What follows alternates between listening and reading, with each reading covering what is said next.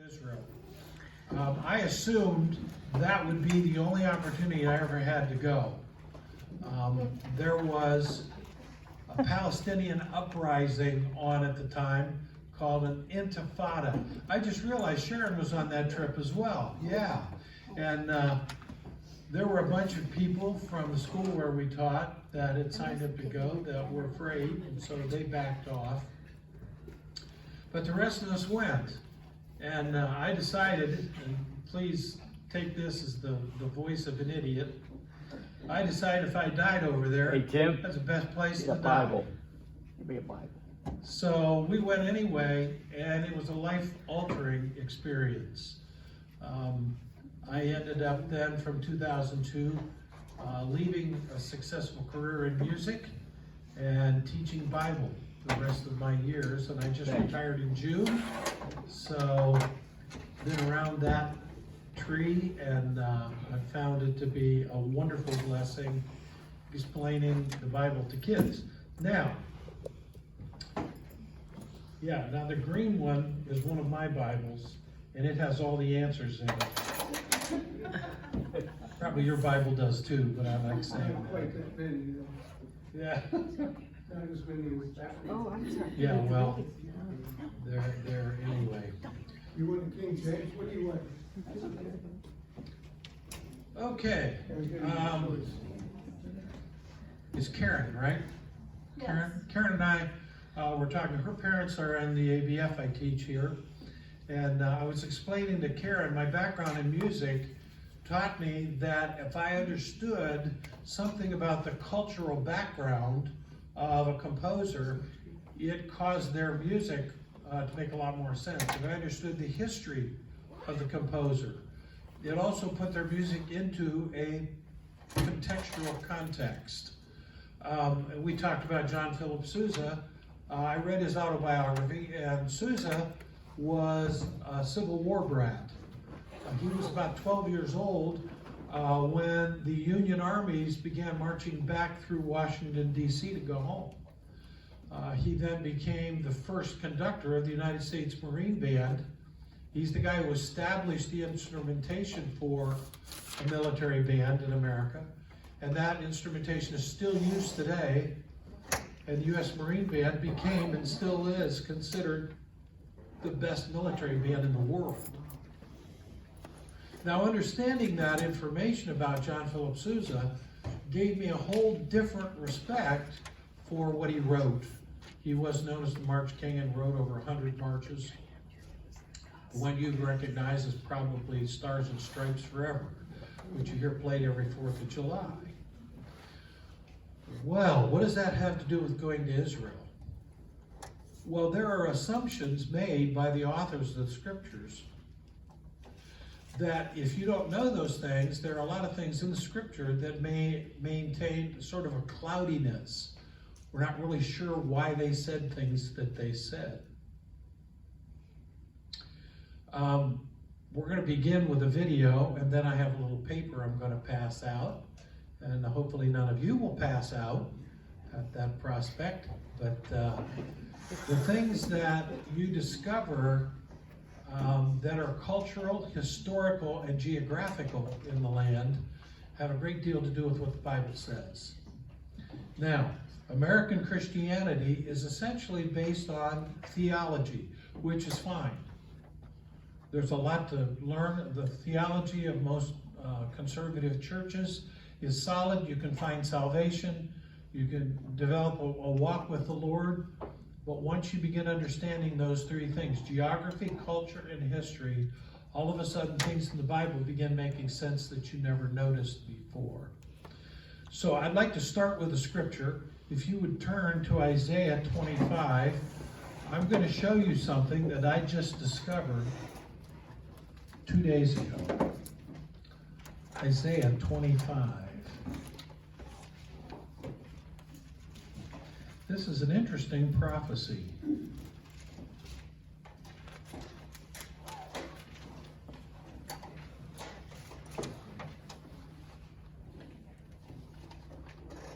Isaiah 25, we're going to begin reading in verse 7. Now, interestingly, I had this marked in my Bible, but but I never really thought about the geographic or the cultural implications. Everybody ready? On this mountain he will destroy the shroud that enfolds all people. Okay, what mountain? Zion? I'm sorry? Zion? Yeah, I heard you. What important building is located on that mountain? The temple? Oh, the Temple Mount. What is the shroud that enfolds all people? The curtain? And it's not taxes. What is the shroud that enfolds all people? Sin. I thought I heard it. Sin. Death. Right? On this mountain he will destroy the shroud that enfolds all people. The sheet that covers all nations. He will swallow up death forever. There it is. The sovereign Lord will wipe away all tears from all faces. He will remove the disgrace of his people, that would be the Jewish people, from all the earth. The Lord has spoken. Now, do you see how the geographic and the cultural issues are there, stated clearly by Isaiah 720 years before Jesus shows up? And when Jesus came and died on the cross, do you see that he fulfilled that prophecy? That is a dual prophecy. It is yet to be completed. Right? Because people still die. But it's not forever. Okay? All right. I would like to play this video, and we'll see if we can get this thing going. Welcome to Discover the Bible Land's teaching presentation. This segment is the geography and topography of the land, the pupil of God's eye. The land of Israel is often referred to as the fifth gospel. To stand in that land speaks to the heart of God's provision and protection for his people throughout the ages. It is God's visual tool to understanding the scriptures. We begin building the big picture, the where. The land of Israel is a small strip of land along the coast of the Mediterranean Sea. It is approximately 175 miles long and 75 miles wide. It is diverse to the extreme. To the north with its fruitfulness, to the mountains, to the deep valleys, to the harsh deserts and wilderness in the south, and including the deep, dark canyons cut by the rushing runoff waters racing to the Dead Sea. Now the why. Why would this land be so significant in world and biblical history? To quote George Adam Smith, history does not repeat itself without explaining itself, and the explanation is usually geographical. There it is, that's the answer. In this land, the geography and topography dictates the trade routes and the ancient crossroads. Where there is water in this arid region, there is power. The land's importance throughout history cannot be overstated. Why is it so important? Well, this land was a major land bridge, linking the known world together for trade and influence. As part of the Fertile Crescent, it was an ideal trade route connecting Europe to the north, Mesopotamia and Asia from the east, and Africa and Egypt from the south. Along the Mediterranean coastline was the main trade route called the Via Maris. Another term for this trade route is the Great Trunk Road. There was another trade route east of the Dead Sea mountain range. It was a desert trade route called the King's Highway. The Via Maris by the sea coast was more comfortable, but it also offered at least two shortcut branch routes through the land. The Via Maris often gave a more direct access to the traveler's final destination. There's another important trade route to mention. It was the spice route. It was situated south of the Dead Sea and ran east and west, connecting the two north-south trade routes. Indeed, whoever ruled this land and the Via Maris ruled the known world with power and authority. To secure that power on the Via Maris and other trade routes, tells were built. Tells are layers of civilization built one upon the other, much like a multi-layered cake. These strategic places had to have enough water to sustain the population, have supplies, trade, and finally, in order to pass through, there were tolls to pay, enriching those who controlled the land. It is history. History, layer upon layer. Some of these tells have over 20 civilizations represented in its layers. Because of its amazing diversity, the land is divided into regions. To the west is the coastal region running along the Mediterranean Sea. Caesarea Maritime thrived here. It was the capital of the Roman government. Today, the modern city of Tel Aviv is on this coast. Included in the coastal region is a mountain range. At its base is a swampy chaflois. What creates a swampy area? Moisture from the Mediterranean Sea hits the mountain range, and because of the soil composition, the moisture runs down to the base of the mountain, thus creating the swampy chaflois. To the north is the Galilee region. This area is very tropical. There are many well-known sites in this region. There's Dan, Capernaum, Bethsaida, Chorazin, Nazareth and Sepphoris, Mount Tabor, the Sea of Galilee, Mount Arbel, the Mount of Beatitudes, and many more. Most of Jesus' earthly ministry was in this area. The highlands are the mountains running north and south. Sitting atop is Jerusalem and Bethlehem. The valleys, the Jezreel Valley with its fertility, and the Rift Valley, which is the lowest point on earth, 1,300 feet below sea level. The Rift Valley is a 4,000-mile tear in the Earth's crust, stretching from Turkey to Lake Victoria in Africa. The deserts, the wilderness, the Negev. Notice the short distance between the fruitful north and the deserts. And finally, the last region, the Dead Sea, which is approximately 1,300 feet below sea level.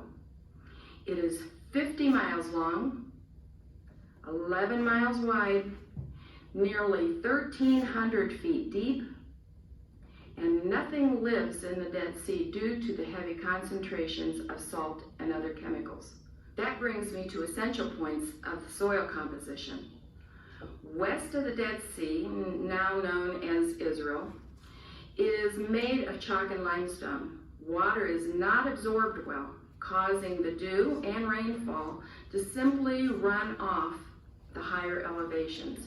As the runoff water accumulates in greater amounts, it gathers more and more speed, rushing to the lowest point, which of course is the Dead Sea. Over time, this process has cut great canyons on its way to the lowest point on Earth. These canyons are called wadis. On the east side of the Dead Sea, presently the country of Jordan, the land's composition is sandstone and granite. The water does not penetrate. Again, the runoff builds walls of water filling the wadis. The west side of the mountain range rushes to the Dead Sea, while the east side of the mountain range, the water is captured for use. The wadis are extremely dangerous. If there's even a heavy dew or a slight shower anywhere in the land, the water gathers in great walls, flowing down through the wadis, killing everything within the canyons. Let's look more closely to the freshwater sources. To the west is the Mediterranean Sea. During the rainy season, October through May, winds blow moisture toward the east.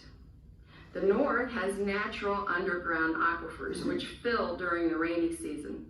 The mountain ranges in the valleys receive their bounty. The Jezreel Valley is very rich and fruitful, and the Sea of Galilee begins to replenish itself. Mount Hermon is 9,200 feet above sea level, the highest mountain in the land. It receives the moisture as snow, which acts as a water reserve for summer months as the snow melts. The water runoff flows down through the Upper Jordan to the Sea of Galilee, continuing through the Lower Jordan, and then down to the Dead Sea. A point of reference here. It is on this eastern mountain ridge that the Israelites looked over to the Promised Land. The waters and fertility in the north proved to be their downfall. They turned to fertility gods and pagan worship, especially Baal and his mother-wife goddess Asherah.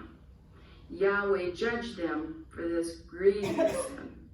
Let's review the last essential water stats of the land. To the west is the Mediterranean Sea. Mount Hermon, 9,200 feet above sea level. The Sea of Galilee, 144 feet deep and 12.5 miles long and 8 miles wide. The Jordan River, upper and lower together, are 200 twisting miles, but as the crow flies, it is 65 miles long. The Dead Sea is 1,300 feet below sea level.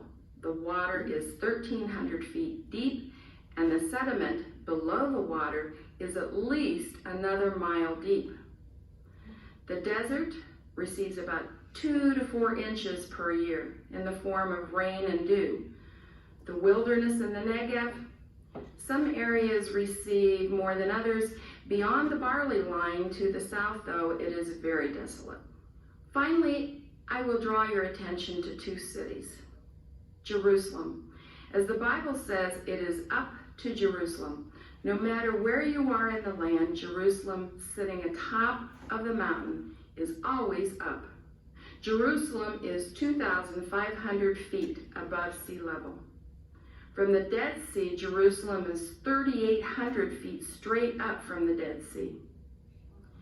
Bethlehem, also on top of the same mountain ridge, is only 5 miles south of Jerusalem. The land indeed is a living word picture. It is truly God's visual tool for understanding the scriptures. If he leads you to the land, may your heart overflow with joy. All right. That video was put together by Kay Money and my son Aaron, and I just think it's chock full of great information that now we're going to find out how much we absorbed. Here comes the Bible teacher.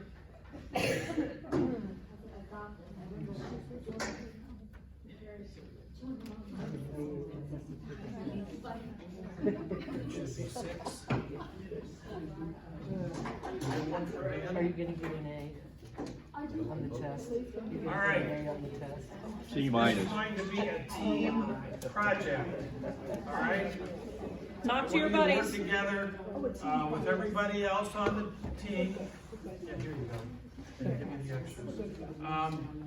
And see how many of these things you can answer. That's what you get for having a former school teacher.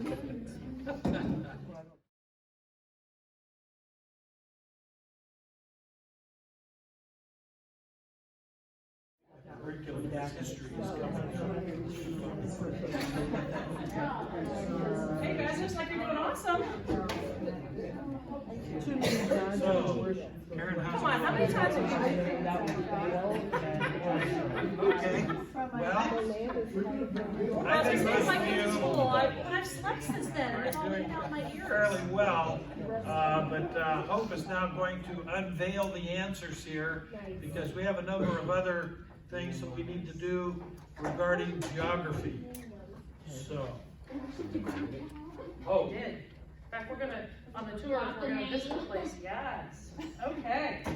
So, many of these places on this video, we will be visiting on the tour.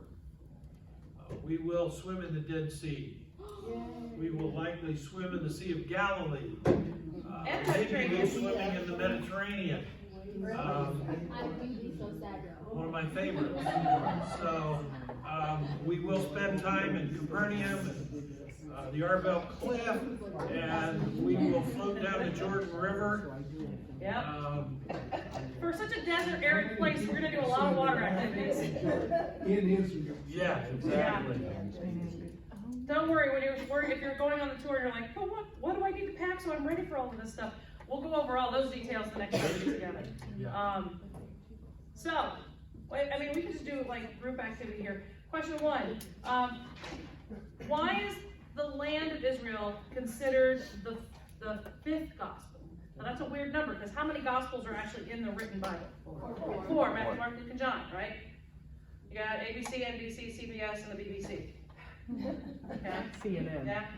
CNN doesn't even count.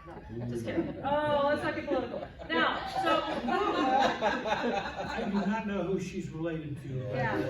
So Jerome was the guy who translated the entire Bible into Latin, which was the common trade language of the day. Okay, and he actually had his base camp in Bethlehem.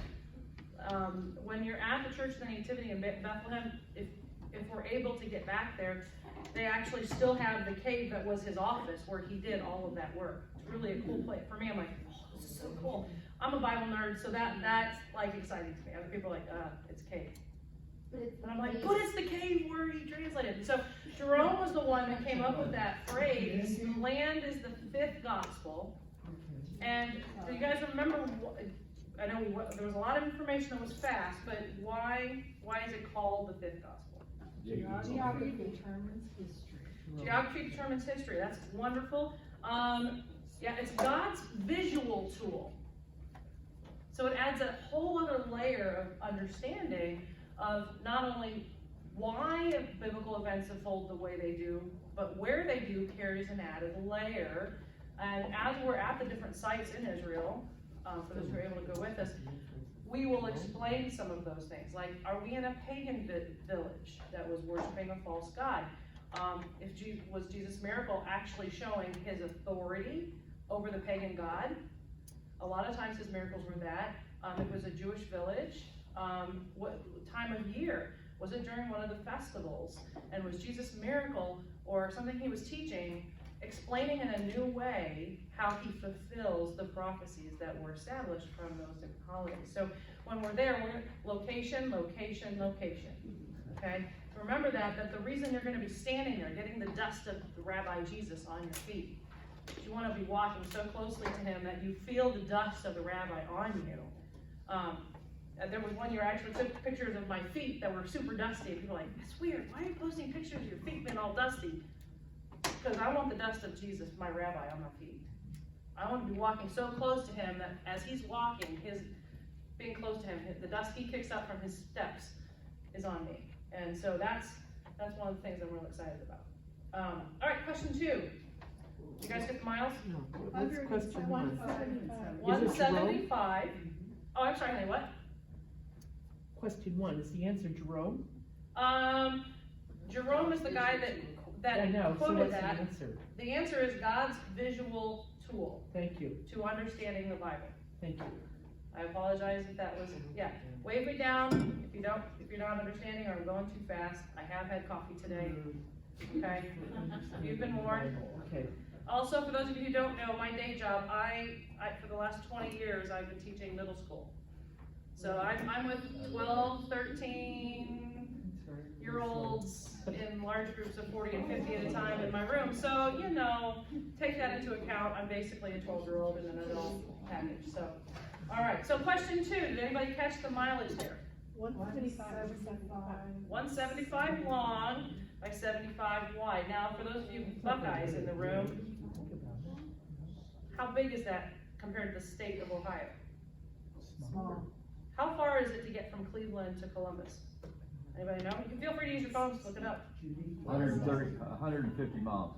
150 miles, so just south of Columbus. So if you drive straight from Cleveland to south of Columbus, that's the entire country of Israel. wow. Another way of thinking. Another way of thinking about that is you take the eastern edge of Ohio and cut it off between a fourth and a third of the state. That's the size of Israel. The entire country. Okay, the entire country is that small. And with over 5,000 years of history in that small amount of space. So there's going to be lots of things that'll, same location will have multiple different things going on. And that's another curious thing. We'll get into that later. I don't want to get ahead of ourselves, right? Okay, so question 3. There are really, 1, 2, 3, 4. There's 5 major regions of the land. I think I'm going to go ahead and write this down for you over here. Okay. Yeah, I heard one. Coastal. Desert. The desert in the south. Desert or desert? One S for desert, right? I was gonna spell it too, and that's because I like desert, right? The desert in the south, that's different than the wilderness, by the way. Okay? The mountains, very good. The mountains, okay. What's another one? The Wadi Canyons, yes. We got the water, we got the water. How many of you guys are like, yes, I got those? We did. We're missing one. WAEI. Actually, it's the one that was active, it was like the thorn in their side. It was their major thing that caused them to fail in their relationship with God. I left it as one. Check it out. What is it? Fertile. Yes, and specifically the north. And it's fertile. Lots of rain, lots of trees, lots of green. When we're up in the north in Dan, you will feel like you're hiking in the national park, you know, Cuyahoga Valley National Park here. Yeah, we'll get into how that, it's really obvious when you're in the land. There is a huge contrast between worshiping the one true God versus worshiping the pagan gods. And it's more blurred here in our country, but over there it's very stark, the difference. And choose you this day who you will serve. Okay? And so you're going to see that as a constant thing as we're looking at different events at different places and how the Jewish people were constantly challenged with that decision. Every generation, every family. Okay, so let's move on. What's the next one? Question 4. Why is the land significant over history? Trade routes. Trade routes. Very good. Trade routes. Okay? Okay, can I explain something here? I had a good friend in high school. He thought it was funny that we would get another person between him and I, and he would say, "You want to see a fight between us?" In other words, the person in the middle is going to take all the punches. That's exactly what happened with Israel. On the east, you had the river civilization of Mesopotamia. And that river civilization, because they had water, could grow all kinds of food, right? To the south, they had Egypt, river civilization. So what do you have? Those two civilizations, king of the north, king of the south, according to the book of Daniel, are constantly what? Pounding on each other, trying to get control of the trade route. Does that make sense? Okay, how did Solomon become so wealthy?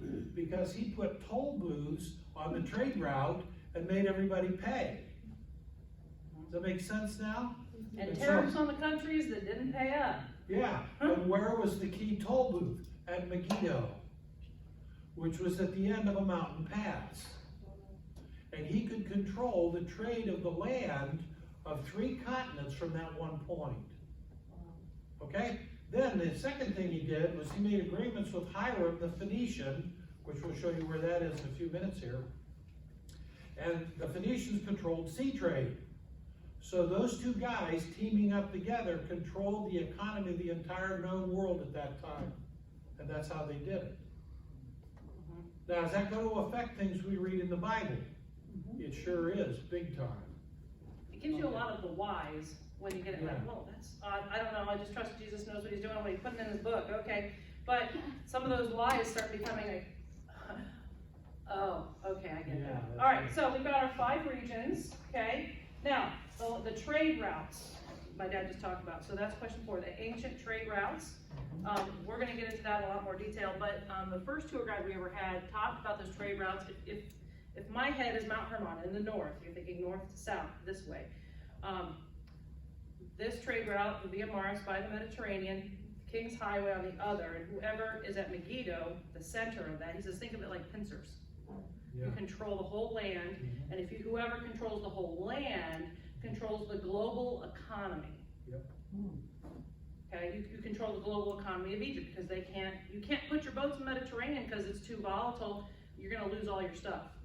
Okay, and you can't get across the desert past those mountain ranges. You have to go up and around the Fertile Crescent to get around to Mesopotamia and the Silk Road, and then also Europe. So the visual is those pinchers. And again, as my dad described, Megiddo is at the top of that. And so whoever controls this and controls this controls the global economy. If you go east of the King's Highway, you're facing 800 miles of desert with no water. Now think about that. If you're traveling by animal, you're in trouble. So those two trade routes really were vibrant and vital for the trade of the world at the time. So if you have 800 miles of nothing but desert, question number 5 should be an obvious answer for you. You have to have this in order to survive. Water. Right. Whoever controls the water controls, that's where the power is at. And we're very blessed and spoiled here, right? We don't really think about conserving water a whole lot. We do a little bit, but over there that becomes a major issue. You're constantly, you are very constantly all day long, am I drinking enough water? Where's the next, where can I get my next bottle of water?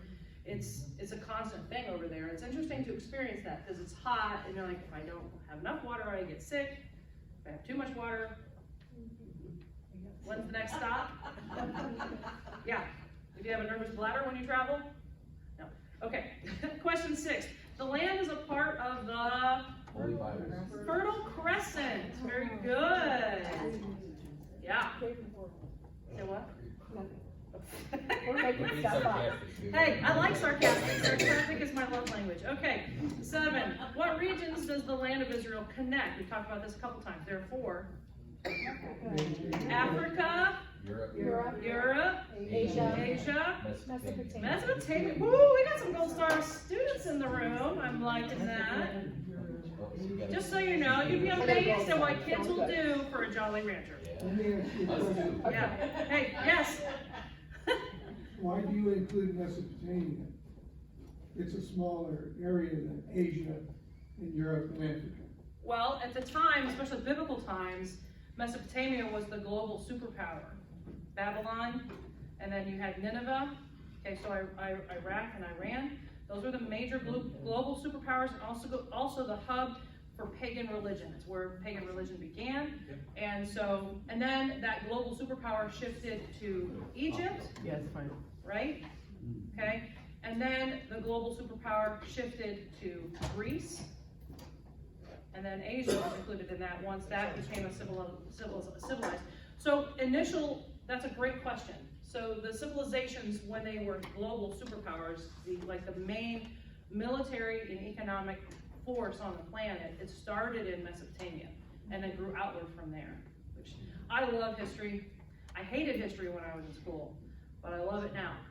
So just because of the connections that I've made with all of those things. Okay, question 8. We talked about these. We've got 2 main trade routes. You guys remember one of them. The Via Maris, which is Latin for via means road, and Maris means sea. So the road by the sea. Via Maris, that's the way you'll remember that. There's a nickname for it. The Trump Road, I'm not sure why it's called that, but Via Maris is the most common name for Dr. it. Steve, and it's too long to explain, so don't worry. Don't worry about it. Okay. And then question 9, and if you're familiar with the parable of the Good Samaritan, this is the road that Jesus talks about. King's Highway. Fun fact, they think it's possible, if not probable, that the story of the Good Samaritan might have actually been a true story. Jesus taking the headlines. And one of the reasons they think that is because there's so much specific detail. It's not just a generalized story. So we don't know for sure if it's if it was a true story, but they think it's possible that was true. So the King's Highway is where Jesus describes the Good Samaritan story. Okay, question 10. There's a third route at the bottom of the pincers. Yes, Peggy? Spice route. Ding, ding, ding, got a gold star, man. They're cooking. Good with peanut oil today. Okay, yeah, the spice route.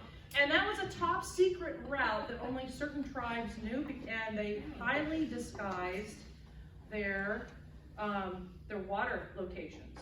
Why would they do that? It's just spices. You need it for your cooking. And it was also medicine. For those of you who are fans of essential oils, okay? The idea of essential oils is not a new thing. That's what they use as their medicines. Their frankincense, their myrrh, their all of those different things. It wasn't just for food, it was also medicine. So it was a very highly guarded secret. It was a very expensive trade. So just know that southern spice route, they would do all of their preparations of their oils and their spices, and then through secret routes would get to the main trade routes to get up and around the Fertile Crescent to get to all the major locations. Okay, question 11. Why was the Via Maris so important? We talked about this a couple times, so hopefully. The coastal trade. Yeah, it was the easiest shipping, right? Amazon Prime, guys.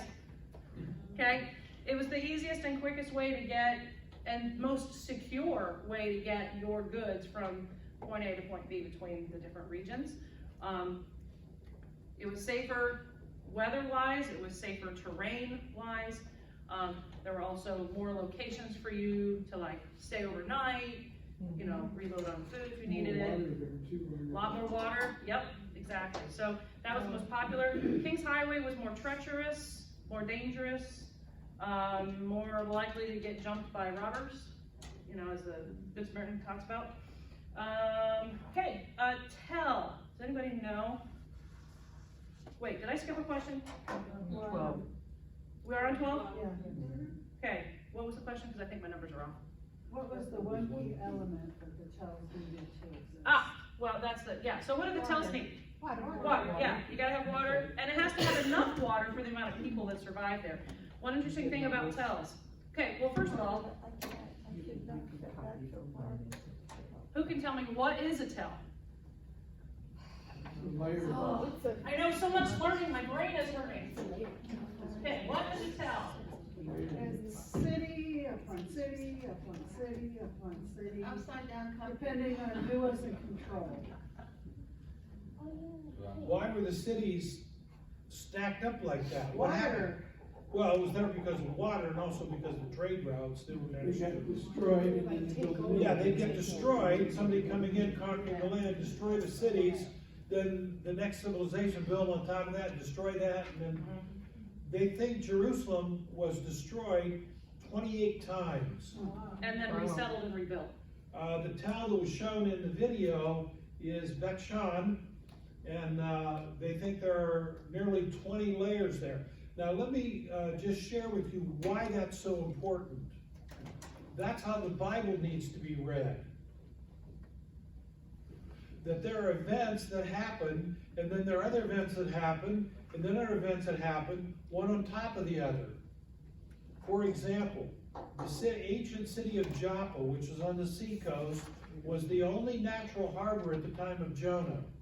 On the seacoast. On the seacoast. God called Jonah to do what? Go to a Gentile city, Nineveh, and warn them that he was going to destroy the place. Jonah did not want to do that, and for a number of reasons I won't get into, but he ran away from the Lord, and the Lord eventually forced him to do that. Centuries later, here's the Apostle Peter on a rooftop, and God gives him visions of this sheet with animals on it. What was he doing? Calling him to go and present the gospel to the Gentiles for the first time. So you see, hundreds of years apart, you have a very similar set of circumstances. And when you begin understanding that the Bible is layered like that, all of a sudden it begins making a whole lot more sense. The country is small, 175 by 75, But with 5,000 years of history, that means that there are things that are multiply layered like that. And let me also say, if you do not understand the layerings, you won't understand prophecy. We as Gentiles often try and get a singular answer to a prediction like I read in Isaiah, when in fact it has at least 2 fulfillments and maybe more. Okay? All right. Okay, are you guys familiar, because, you know, desserts, right? Okay, is anybody in here familiar with a dessert called a trifle? Yes. What is a trifle? It's a layer dessert. Yeah, so it's like this big glass bowl, right?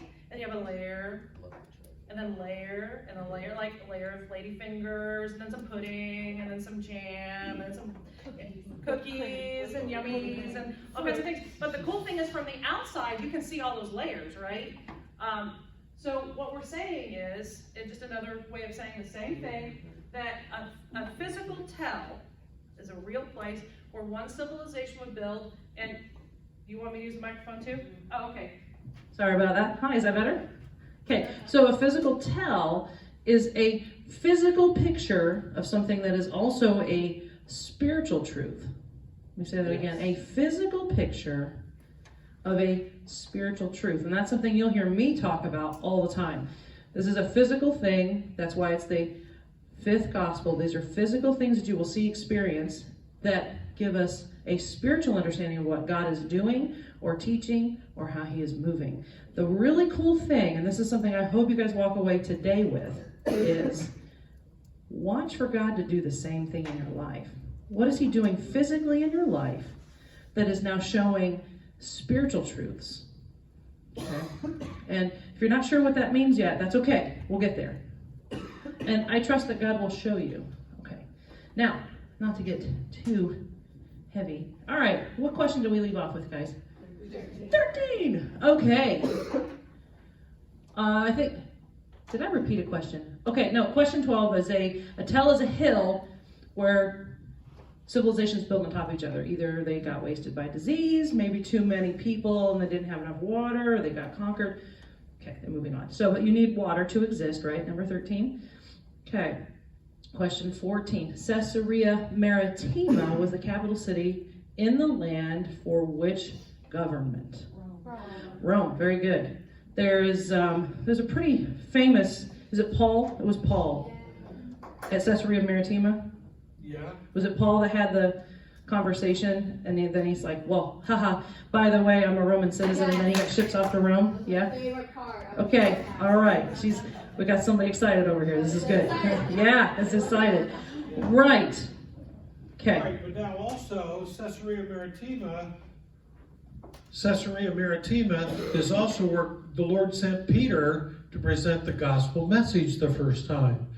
And so Caesarea Maritima, being the Roman capital of the Middle East, now becomes the exit point where not only Paul but Peter spread the gospel message all over the Roman world.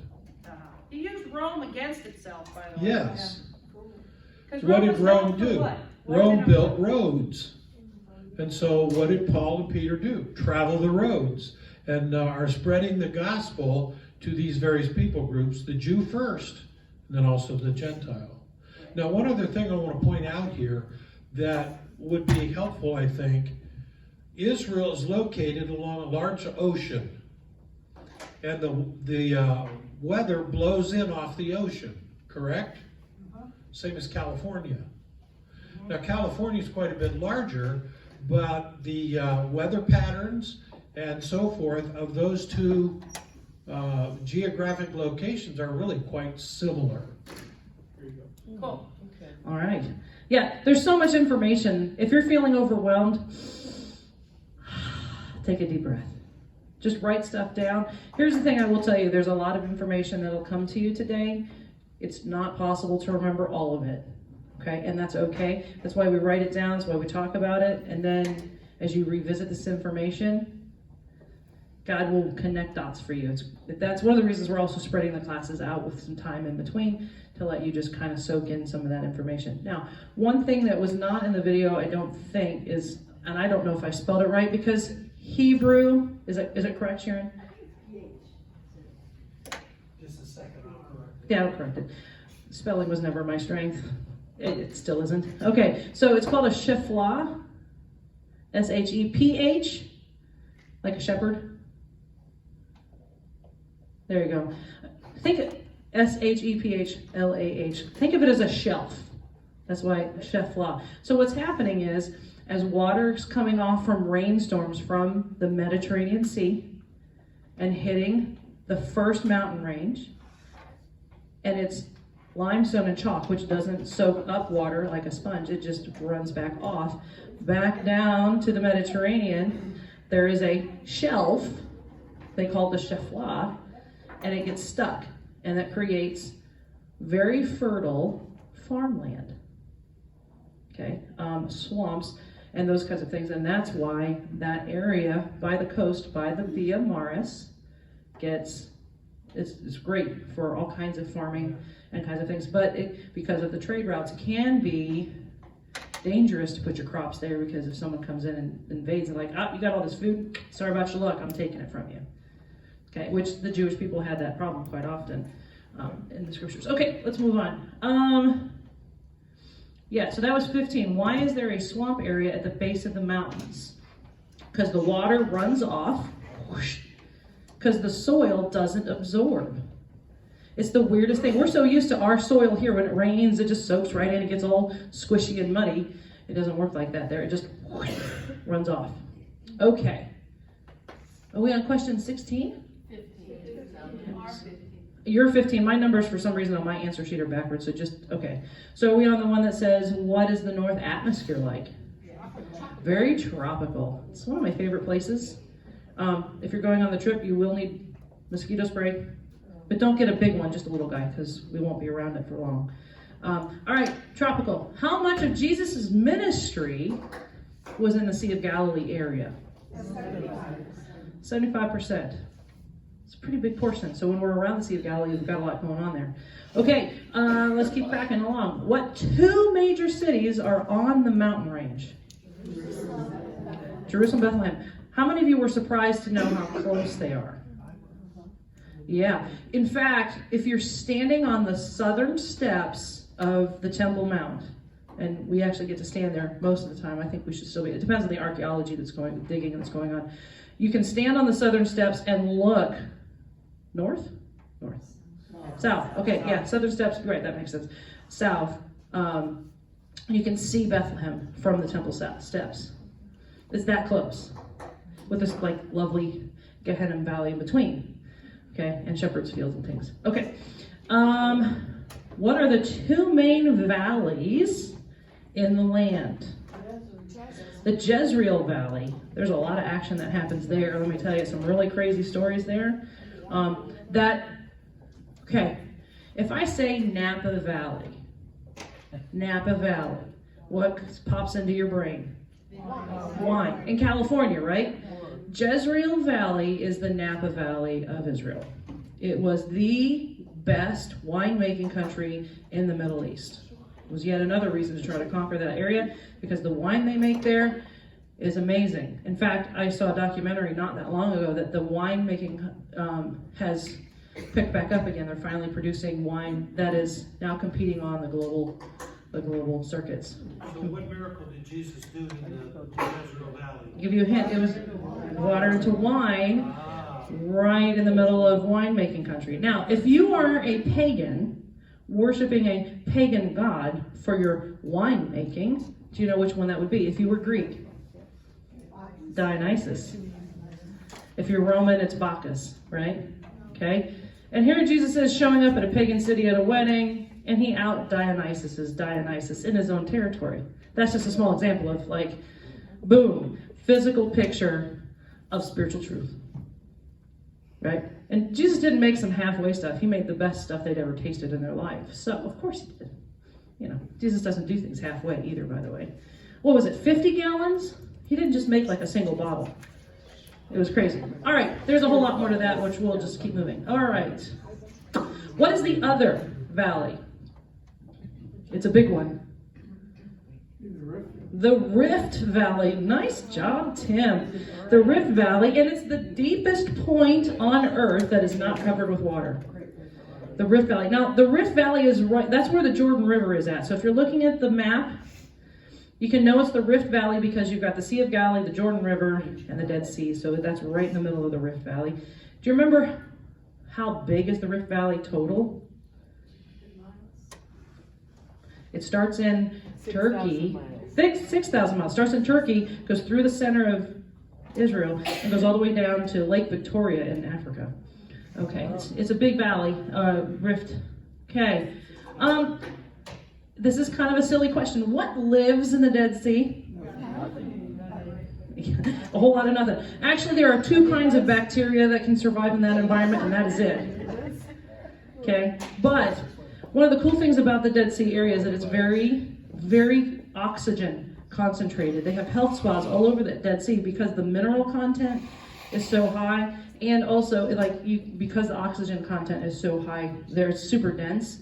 You can actually, and this is true for me, I burn really easy, but I almost don't have to wear sunscreen because it's so dense with oxygen there that, I mean, you're sweating buckets. Let me tell you, it's hot, but you don't get burned as easily there. People go there for all kinds of skin issues like eczema and things to get treatment for things. So so there's the Dead Sea Spa products that you see. There's a reason for that. It's pretty cool. All right, so salt. Okay, we're almost done with this worksheet. Why does all the water run off the soil? We talked about this a couple times. Do you remember? Chalk and limestone. If you pick up a old school, like an actual chalkboard before dry erase, chalk doesn't absorb liquid. Yeah. Okay. Yeah. Yes. I have a question. When we went to Cancun, they told us that the Yucatan Peninsula is limestone.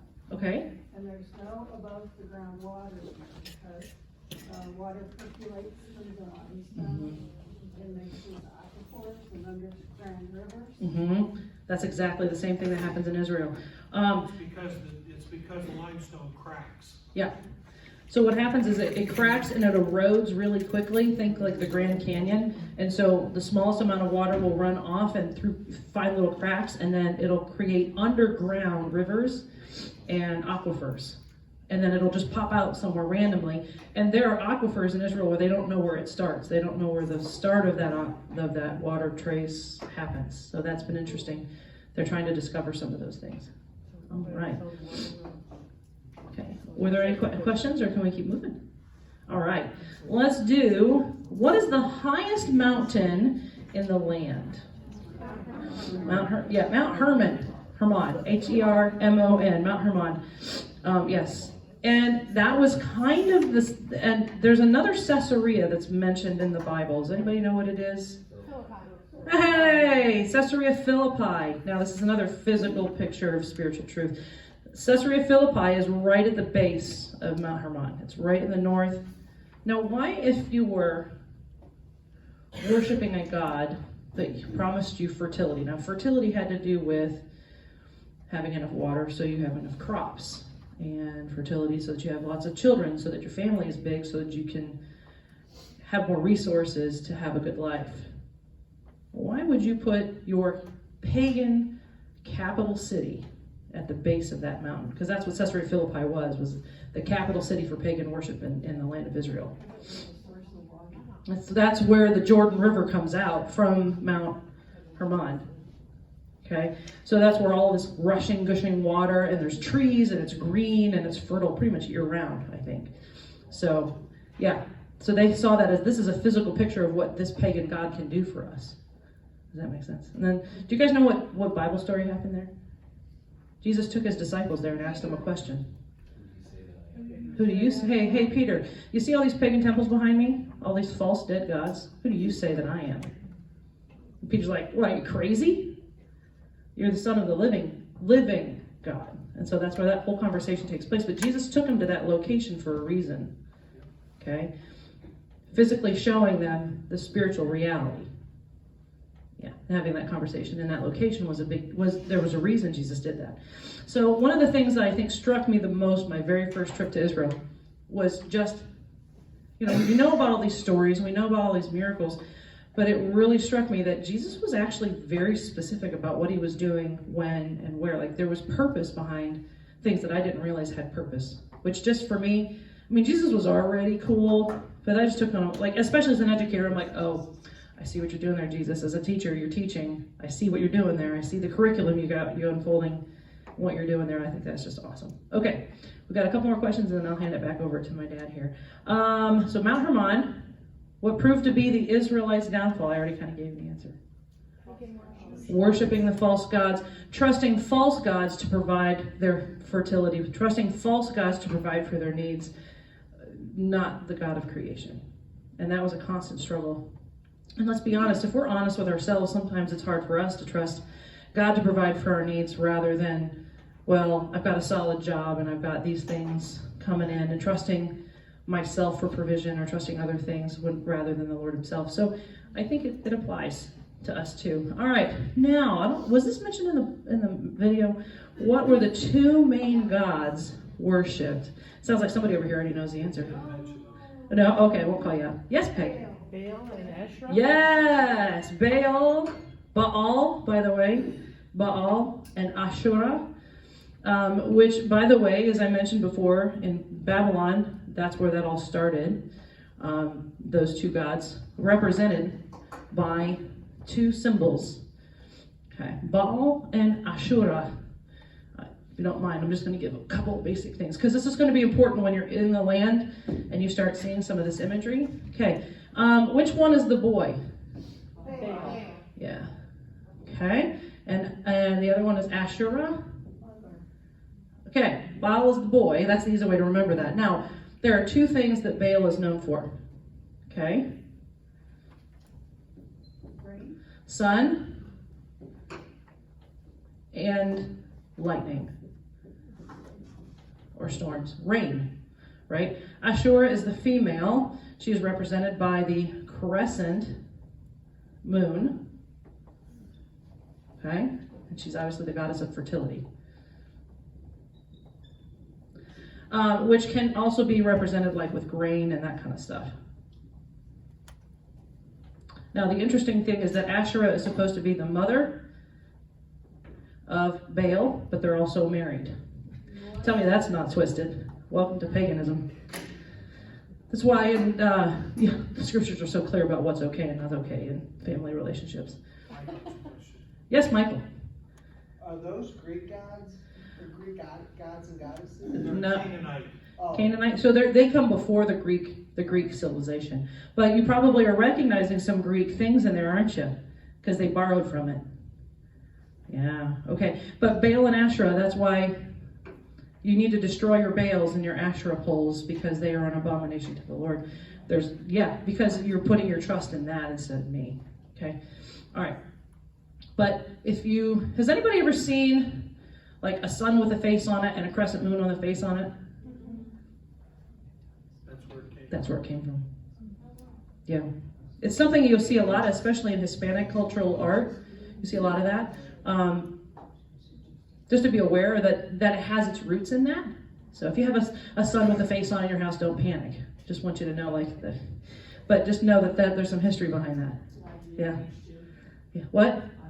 There's a lot of New Age stuff in that. Yeah. Well, never mind. I'm not going to go there. I'm just going to put a pin in that. We can talk privately later.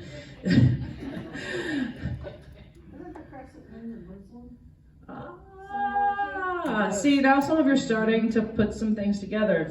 Islam uses this a lot. Allah we're not going to get into all of that. That's a whole other topic for another day. Not everybody needs to know about that stuff. If you're curious, we can talk later. Yeah. All right. Whew.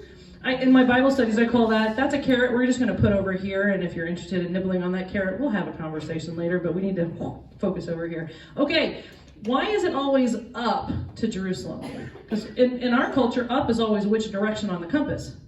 North. Hey, let's go up to Cleveland or down to Columbus, right? But here, it's pretty flat. You got some rollies, but no really big mountains. We're not like Colorado or something. So north is not up in the Bible. Up is up, like mountains, elevation. Yes, Peg? Jerusalem is 2,500 feet above sea level.